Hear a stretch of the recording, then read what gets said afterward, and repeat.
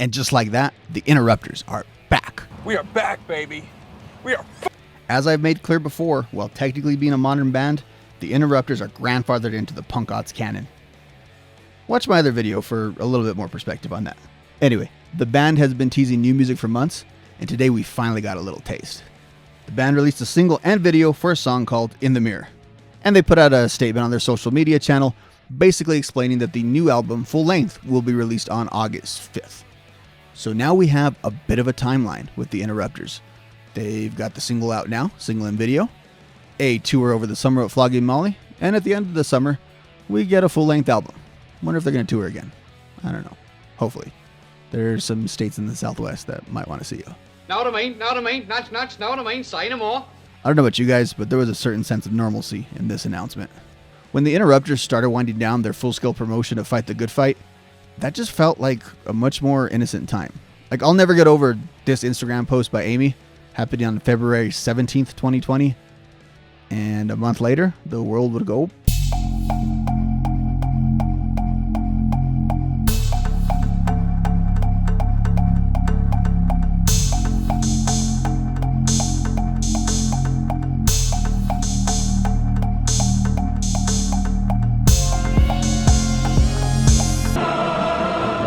But to their credit, the band has stayed pretty active during the pandemic.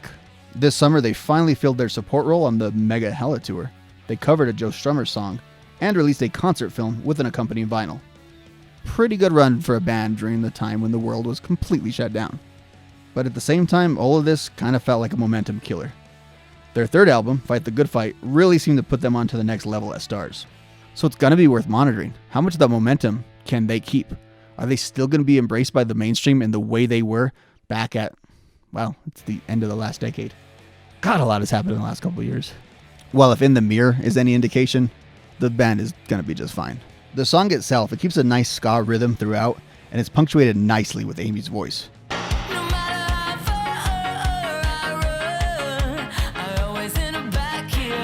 And there's some sort of effect going on in the chorus. I'm not sure what it is, and I'm not sure if I can handle a whole album of this, but for one song, I can deal with it. And as I mentioned before, Amy is really carrying this song. Curious to see if there's any a cappella or acoustic versions that come out later to see how her voice can add a little bit more flavor to it. But perhaps most importantly, I really dig the lyrics here. There seems to be this theme about reconciling with your past and going home. And based on that statement they put out, I actually wonder if that's going to be a theme throughout this entire album.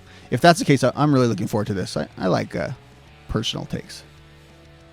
The video itself, it's nothing special, but it's inoffensive enough, and Amy does keep her natural charisma that she's had in basically all their videos for the last 8 years. How long have they been around?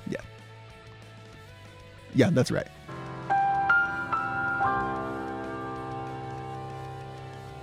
As I said before, the Interrupters are a very important band. They sound like the past, but they're brought to us by the present.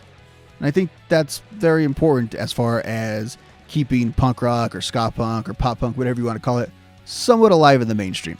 Ska might not be for everyone, but they do such a good job of sort of sugaring pop throughout it. And last time I checked, that was a pretty good formula. Not saying they are going to become them, but regardless, it's a pretty good path to success. I look forward to seeing what else they have in store for us on this album cycle. Talk to you next time.